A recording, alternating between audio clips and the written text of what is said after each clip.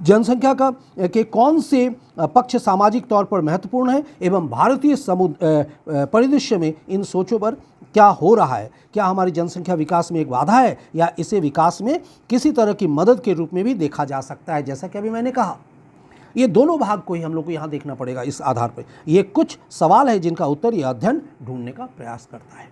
यानी इसी अध्ययन से, प्रोसेस से, प्रणाली से हम लोग इन चीज़ों को जानेंगे।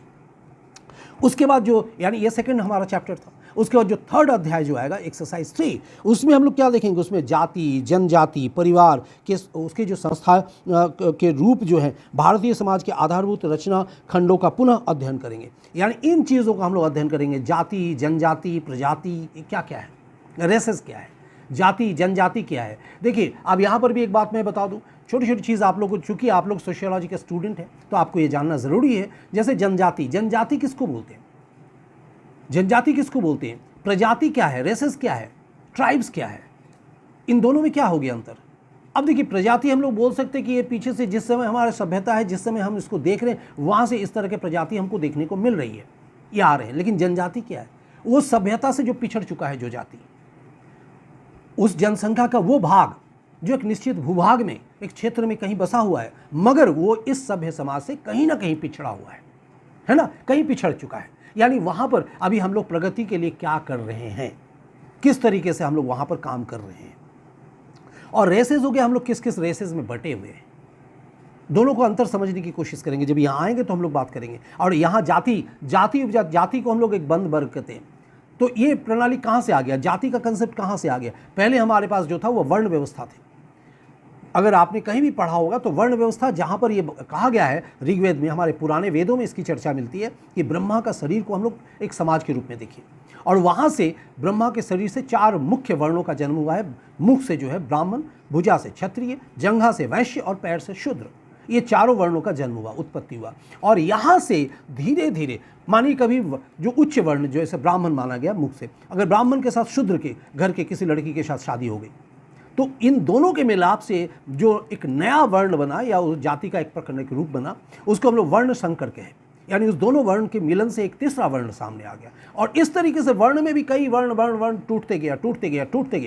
और जाति मानव निर्मित एक चीज़ है, भाग है, यानी हमने उसे बनाया और हमारा दबदबा उस वक्त बना जो हम अपने आप को उच्च बनाए, किसी को निम्न बनाए, और वहाँ उसके ऊपर परहेज़ रखा, हमने उसके ऊपर लगाम रखा। और ये कहाँ से आया, ये एक्चुअली अगर आप देखने को आपको मिलेगा तो ये आप पीछे लौटें और वहाँ से पढ़ाई करें। आप लोगों ने इतिहास में भी देखा होगा, पढ़ा होगा, युग युग का एक कहानी है जहाँ से ये जो हमारे पास जिस जगह से, अगर यूँ कहा जाए, एक्चुअली अगर देखा जाए, जैसे हमारा ब्रिटिश हमारे ऊपर 200 साल तक करीब करीब राज किया, हमने गुलामी का आदत लगा लिया। फिर वहाँ से जब जिन लोगों को जो उपनिवेशवाद जिसको हम लोग कहते हैं, वहीं से एक्चुअली उच्च और निम्न बात आ गई।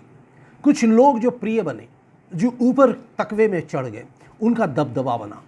यानी वो कहीं ना कहीं एक पूंजीपति के रूप में सामने आया, जमींदार के रूप में सामने आया, और वो अंदर अपने कुछ लोगों को लिया जिसको वो बंधुआ बनाना शुरू किया। बात को समझ में आया।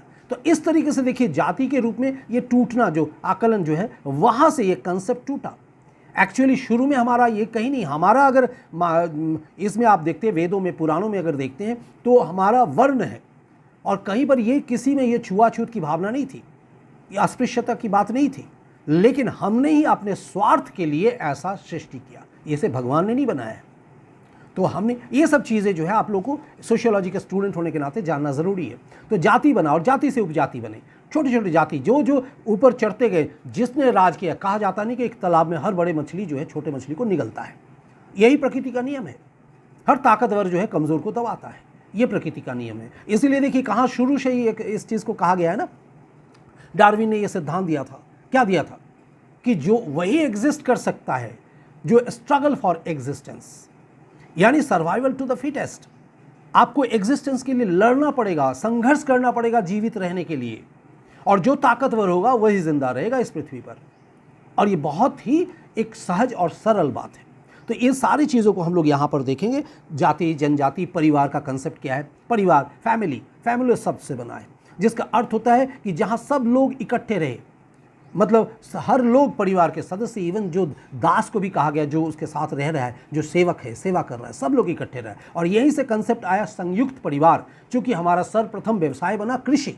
और कृषि के लिए जब हम लोग हार्वेस्टिंग के लिए गए तो वहाँ हमें जॉइंटली वो काम करना पड़ा, और वहीं से डिवीज़न ऑफ लेबर भी देखने को मिला। यानी पुरुष जो है वो खेतों में काम करने गए, और महिलाएं जो है उनकी भोजन, उनके लिए मतलब खाना पकाना, ये रोजी, ये दोनों अलग अलग तरीके से अपना डिवीज़न ऑफ लेबर के द्वारा बांट लिया, है ना। तो ये सारे कंसेप्ट जो है धीरे धीरे जैसे जैसे आप लोग ऊपर चढ़ेंगे तो आपको ये सारी चीज़ें जो है समझ में आएंगे पढ़ने के लिए। बहुत ही इंटरेस्टिंग चीज़ है, सब्जेक्ट है। जितना डिटेलिंग में आप जाएंगे उतना कम है, आपको पढ़ने के लिए बहुत सारी चीज़ मिलेगा। यानी ये सारा कंसेप्ट वहाँ आपको देखना पड़ेगा। फिर अध्याय 4 में आप जब जाएंगे तो वहाँ आप देखेंगे एक शक्तिशाली संस्था के रूप में बाजार के सामाजिक सांस्कृतिक आयामों को खोजता है। बाजार किस तरीके से आ रहा है, और जो कि संपूर्ण विश्व इतिहास में परिवर्तन का एक वाहक रहा है।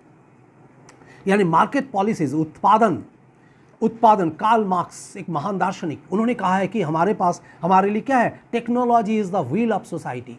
जैसे जैसे हम लोग गए, अर्बनाइजेशन, शहरीकरण हुआ, गांव से हम लोग शहर की तरफ निकले हैं, प्रगति के पथ पर आगे बढ़े, टेक्नोलॉजी का प्रोसेस बढ़ा है, जैसे जैसे उत्पादन का जो प्रक्रियाएं हैं वो चेंज हुआ, ग्रेन रेवोल्यूशंस, इस तरह की जितनी भी चीज़ें आई हैं, हरित क्रांति जिसको कहा जाता है, तो इन चीज़ों ने हमें क्या किया है, जो जैसे हमारी अवस्था थी उससे हमको आगे ले आया है। तो परिवर्तन प्रकृति का नियम है, हम लोग आगे बढ़े तो जाहिर सी बात है हमारे पीछे जो टेक्निक्स था उसको हमने छोड़ा, नए टेक्निक्स को अपनाया।